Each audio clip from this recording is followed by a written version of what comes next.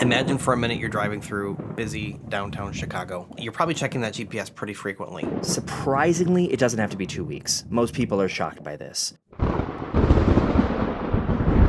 So, guys, we've been recording some videos. We've gone through the sprint planning event, daily scrum, sprint review, sprint retrospective, and I feel like the fifth event that doesn't always get as much love as the other events.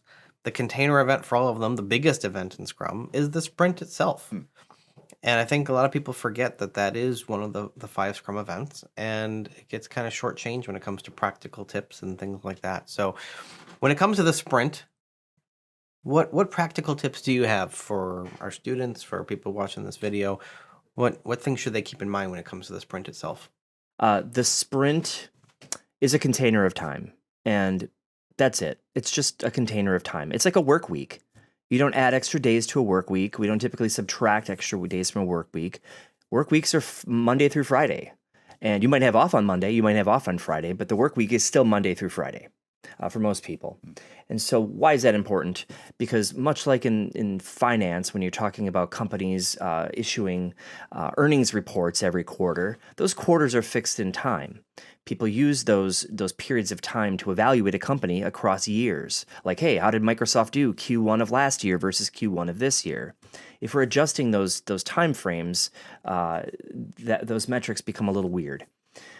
So sprints are fixed in time, but what should that time be? Surprisingly, it doesn't have to be 2 weeks. Most people are shocked by this. Set it to something that makes sense for the amount of risk that you're taking on as a company. If you're building something and a 1 month sprint just is a long time to go and make a mistake, and it's a very expensive mistake to correct, I'd have a shorter sprint. 3 weeks, maybe 2 weeks, maybe 1 week. But here's a litmus test. When you go back to work and you're talking about sprint length, ask, why do we do 2-week sprints? And when no one has an answer for you, start reevaluating your risk profile and set a sprint length that makes sense for your company. Okay? Doesn't have to be what your grandfather gave you. Make your own decision. Oh, my grandfather did Scrum. No, he didn't. He did not. All right, so here's a practical guidance. You need to start your sprints on a Wednesday, end them on a Tuesday, and they should be exactly. No, I'm not going to give you all the precision.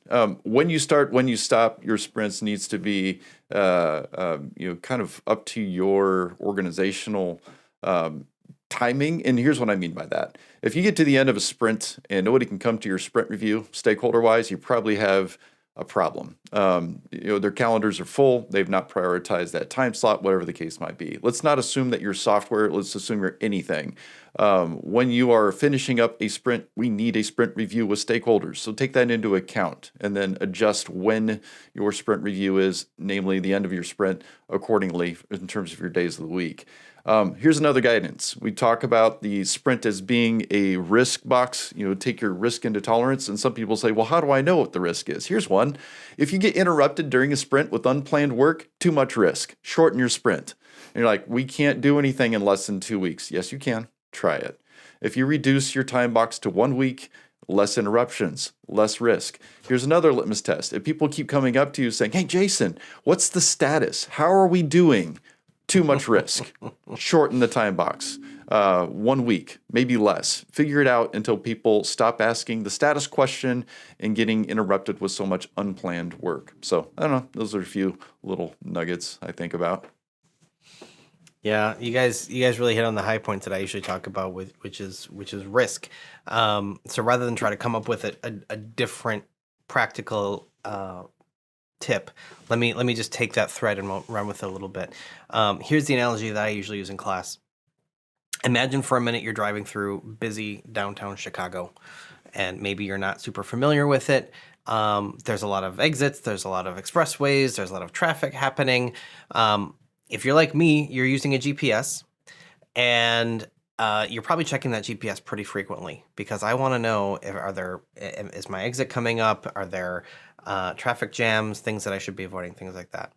Now imagine, instead of in the middle of downtown congested Chicago, you are on a rural highway, perhaps northern Wisconsin, where I like to spend some time, and your next turn isn't going to be for like 30 minutes or so. You probably still have your GPS running, but you probably don't feel the need to look at it quite as often. That's kind of what we're talking about when you're talking about how long should my sprint length be. If your context is something where there's a lot of opportunity for change, a lot of things to go wrong, a lot of things to turn out differently than expected, you probably want to shorten your sprint lengths, just like you're going to look more frequently at your GPS while you're driving, because you're adapting to a much more volatile situation. If you're doing complex work, but you're in a really well-established field, maybe this is not the first version of this product, it's the 10th version of this product. You understand your customer base pretty well.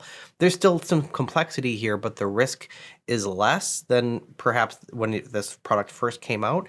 Now you're more of the rural highway situation where you don't need to check in quite as often. You can probably get away with 3 weeks, maybe even 4-week sprints, maybe in a month. So use that level of risk to determine how long your sprint length should be, and you're going to be much better off than just saying, let's default to 2 weeks.